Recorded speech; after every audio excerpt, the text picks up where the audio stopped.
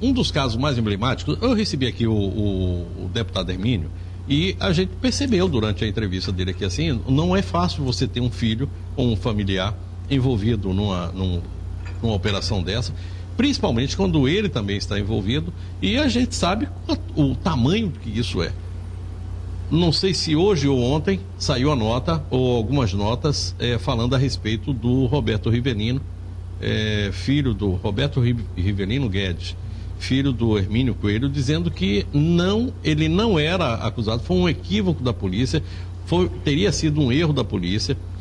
A Secretaria de Segurança mandou uma nota, ou divulgou uma nota falando a respeito, que não havia equívoco. Osmar, vocês erraram, o que aconteceu nessa história?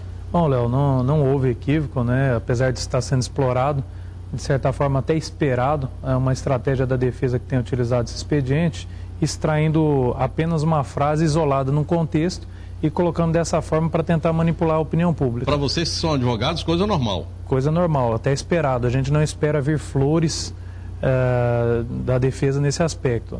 A gente sabe que eles vão tentar atacar, chincalhar, tentar deturpar todas as provas que foram produzidas até o momento, mas nós temos confiança no trabalho que foi realizado, são 18 meses de investigação, é só mais um ingrediente em todo esse cenário tumultuado que a gente já esperava. Sem querer ficar machucando, porque eu sei que isso é uma coisa que machuca bastante, eu respeito muito, principalmente quando a gente tem essa coisa de família envolvida, mas há prova contra ele? Sem dúvida, as provas são absolutamente consistentes, conversamos com os delegados, e isso em nada abalou, o judiciário está consciente, decretou as prisões consciente de tudo que havia nos autos e não há a mínima possibilidade de confusão nesse caso. Inclusive foi aventado também a mesma imprensa, que alguns canais aí, de comunicação tentaram mais uma vez executar uma confusão mental aí na população, informando que talvez aí teria acontecido mais uma prisão por engano, no caso no Ceará. Não é verdade também. Acontece que a pessoa lá também usava o nome falso e o mandado de prisão foi decretado com esse nome falso que a pessoa utilizava. Então, naturalmente, mais uma prisão bem executada, com provas consistentes, e a imprensa, alguns veículos de comunicação tentam deturpar determinados pontos para causar essa confusão, mas a investigação está bastante consistente, tranquila. Os delegados têm trabalhado intensamente nesses últimos dias. A gente praticamente dobrou o efetivo da delegacia para que desse vazão a todo esse trabalho. O material arrecadado é muito grande, são muitos computadores, agendas, objetos sequestrados. E até é importante esclarecer nessa terminologia.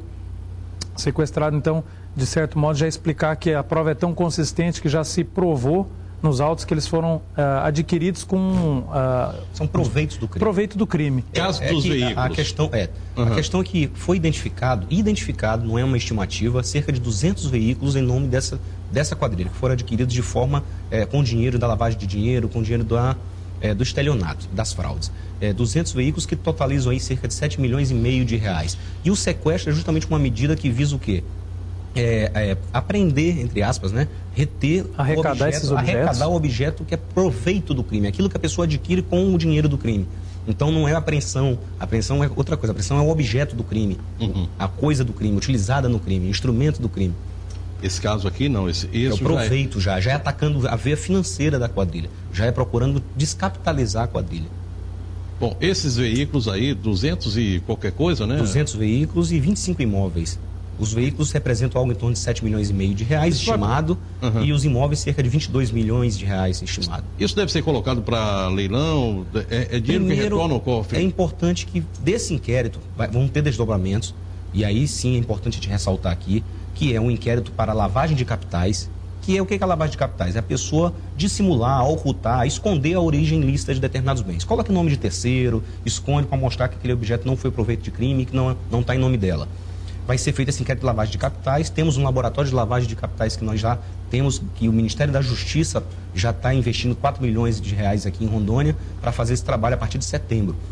E tem um desdobramento com relação a possíveis crimes eleitorais, em que esses autos serão encaminhados à Polícia Federal, e a Polícia Federal vai proceder à investigação dos supostos crimes eleitorais nesses financiamentos dessas campanhas. Perfeito. Bom, essa questão de campanhas a gente vai conversar um pouco mais à frente, mas a gente vai sair para o intervalo, mas eu queria explicação sobre duas coisas, eu vou soltar já aqui para a gente, no retorno, a gente conversar. Primeiro, Caso TCE, de novo essa história vem aqui. A gente conversou sobre essa história aqui durante a ida de Lerna, e você me disse assim, olha, não tem TCE, eu nunca esteve focado ou voltado para essa coisa, eu nunca tive convite, quer dizer, não tinha nada. Semana passada você me falou, ou semana passada, não, 2 semanas você me falou a respeito disso aqui durante a ida de Lerna, e agora eu vou lhe perguntar novamente. Primeiro é esse ponto. Segundo ponto, tem mais gente que foi envolvida. Nós temos lá o caso da Assembleia Legislativa, mas temos mais a Câmara de Vereadores e o próprio governo. Tem assessor do governo, assessor do governador que trabalha no Palácio, que também foi preso. Sim. Eu queria que vocês falassem a respeito desse assunto. Como é que fica o governo com relação a isso? Como é que fica a Câmara de Vereadores? E no caso do TCE? Pronto, estamos aí com mais ou menos todo mundo envolvido. Outra coisa, o Ministério Público não entrou nessa operação aqui, Ministério Público Federal ou Estadual não entraram, porque no caso de lavagem de dinheiro, me parece que é um crime federal, a gente teria aí o concurso também da Polícia Federal e do Ministério Público Federal. Tem que esclarecer tudo, não pode ficar dúvida nenhuma, enquanto persistir essa dúvida, isso for levantado, for colocado sob questionamento, a gente vai esclarecer. Já falei várias vezes da minha não pretensão ao cargo de conselheiro do TCE, já falei aqui que eu desafio qualquer pessoa que tenha me visto articulando, ou pedindo, ou fazendo gestão, ou qualquer tipo de conversa ou diálogo. Nunca recebi esse convite, nunca fui atrás, nunca pedi, não preciso. Tenho minha função, tenho meu cargo de carreira, que eu tenho paixão pela minha profissão. E mesmo que eu quisesse, as regras que foram criadas, essa suposta frustração pelo fato de ter sido impedido porque houve mudança das regras, na verdade também não me atingiriam. Eu tenho 13, 14 anos de serviço em Rondônia. Eu tenho 7 anos e meio da PM, mais 3,5 na Polícia Federal. Né? Me ausentei um período, mas retornei para o Estado, e não fala que isso é contínuo ou não, mas de qualquer modo, quando eu saí daqui, eu já tinha mais de 12 anos de serviço. A mudança, então, não altera. Se você tiver que ser conselheiro... Não, se quisesse ser, se tivesse, eu poderia, se quisesse. Poderia, quer dizer, tem as condições para... Tenho todas as condições, não me impede nada. Então, e as outras questões, doutor Osmar, o que... Sobre a própria investigação, outra coisa que infelizmente acabou tomando-se essa polarização da investigação ou politização, cabe ressaltar que foi um caráter absolutamente técnico, tanto que em nenhum momento a gente teve limitações ou indicações de como a ação deveria acontecer, e também porque houveram prisões, inclusive, de pessoas ligadas ao governo. Houve a prisão de um servidor do cerimonial do governo, a prisão de um assessor da SEAD, houve inclusive a prisão de um policial civil, um servidor também da Juscer, ou seja, a ação ela foi exclusivamente técnica, embora, lógico, alguns, para se defender, estejam querendo citar perseguições políticas, porque é mais fácil falar disso do que realmente se defender nos autos. Câmara de Vereadores, fazia parte... Só para entender aqui, assim, essa ORCRIM, como vocês gostam de chamar, ela estava nos 3 núcleos, ou seja, Assembleia, Governo e Câmara de Vereadores de Porto Velho? Exatamente, nós encontramos através daquele ação inicial, o desdobramento, e encontramos essas organizações criminosas tanto na Assembleia como na Câmara e no Governo. Oi? É a mesma organização? Partindo sim do núcleo financeiro, sim, era a mesma. Bom. Eu digo isso por quê? Porque haviam os empresários, aqueles detentores do poder financeiro, que aliciavam os candidatos, e para receber benesses após a eleição. Então, toda a ação criminosa ela partia fora do poder para dentro do poder. Isso ocorreu a partir da eleição, do momento eleitoral anterior. Exatamente. E se falava-se alguma coisa a respeito desse assunto naquela eleição? Eu me lembro que alguém chegou a comentar alguma coisa, o Mário Português chegou a falar alguma coisa a respeito, o Gilson Nazif também falou alguma coisa, mas enfim, falava-se alguma coisa, mas não havia nada que fosse assim provado, tecnicamente provado, existe ou não existe, mas começou ali naquele momento. Como é que fica isso daqui para frente? Há uma interrupção? Vocês vão trabalhar em cima dessas eleições nas próximas, já olhando isso? Como é que fica com o Tribunal Regional Eleitoral, que também deve estar envolvido participa também dessa estrutura? Bom, a operação, na verdade, ela prossegue, ela tem os seus desdobramentos, como falamos, é uma fase, houve apreensão de objetos, tem uma série de documentos a serem analisados, testemunhas a serem ouvidas, interrogatórios a serem feitos de acusados, e depois daí nós temos a continuidade que podem dar desdobramentos, inclusive de novas prisões, de novas medidas cautelares e indiciamento de outras pessoas. E tem um desdobramento da parte eleitoral, que vai ter que ser passado para a Polícia Federal. Então, nas próximas eleições, o crime eleitoral, em regra, é apurado pela Polícia Federal. De forma subsidiária, ou seja, de forma secundária, onde não houver Polícia Federal, a Polícia Civil pode fazer os procedimentos, mas depois encaminha para a Polícia Federal. Desse caso agora aqui da Orcrim, isso vai para a Polícia Federal? Vai, depois... Porque tem lavagem de dinheiro e tráfico internacional. Não tanto pela lavagem de capitais. O tráfico não está comprovado que ele é internacional. O tráfico que tinha as informações, na verdade, vamos deixar bem claro aqui. Vamos lá. Até para rebater ou para esclarecer algumas dúvidas que têm sido colocadas aí pelas pessoas. Por que não foi preso antes, já que havia tráfico? Por que não pegou nenhuma droga na casa dos investigados? A investigação iniciou com associação para o tráfico. Eu já tive a oportunidade na Polícia Federal de fazer prisões de quadrilhas em que não foi apreendido 1 quilo de droga, mas todos foram indiciados e foram denunciados por associação para o tráfico.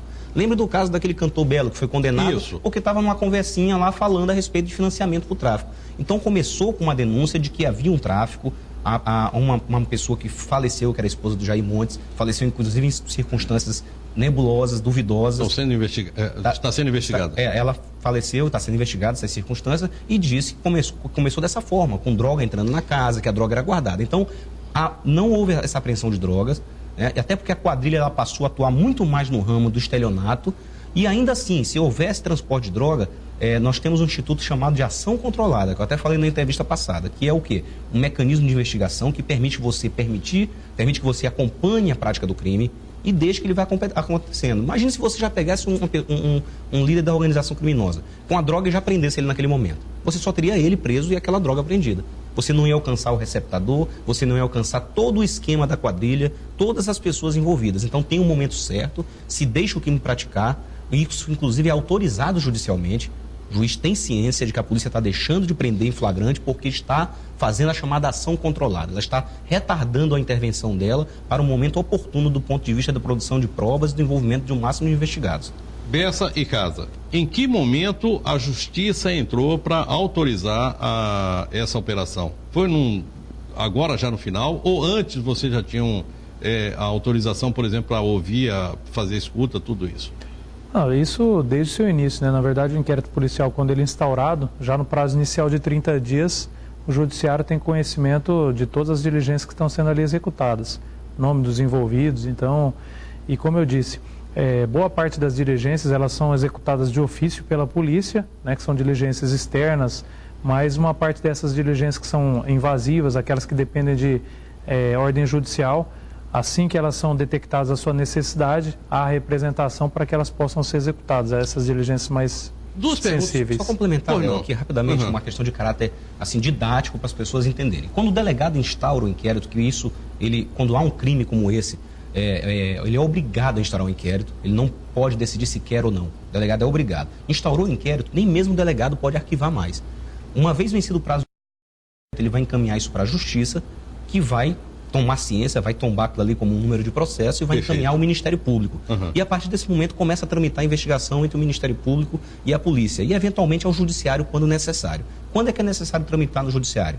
O delegado de polícia conduzindo a investigação, ele pode fazer várias diligências, pode intimar pessoas, pode requisitar documentos, pode determinar buscas que não sejam domiciliares, mas tem algumas coisas que estão restritas ali na Constituição Federal, que só o juiz, órgãos do Poder Judiciário pode decretar. Por exemplo, preciso fazer uma busca na casa de alguém. Se eu não tiver consentimento, eu vou precisar de uma busca e apreensão decretada judicialmente. Eu vou ter que representar o juiz para isso. Preciso fazer interceptação telefônica. Vou ter que representar o juiz, mostrando os elementos da lei que prevê a interceptação telefônica para que ele defira essa interceptação. Preciso de dados sigilosos, bancários, fiscais. Vou ter que pedir para o juiz. Então, medidas como essas, mais gravosas, invasivas, como diz o doutor Osmar, precisam ser decretadas pelo Poder Judiciário.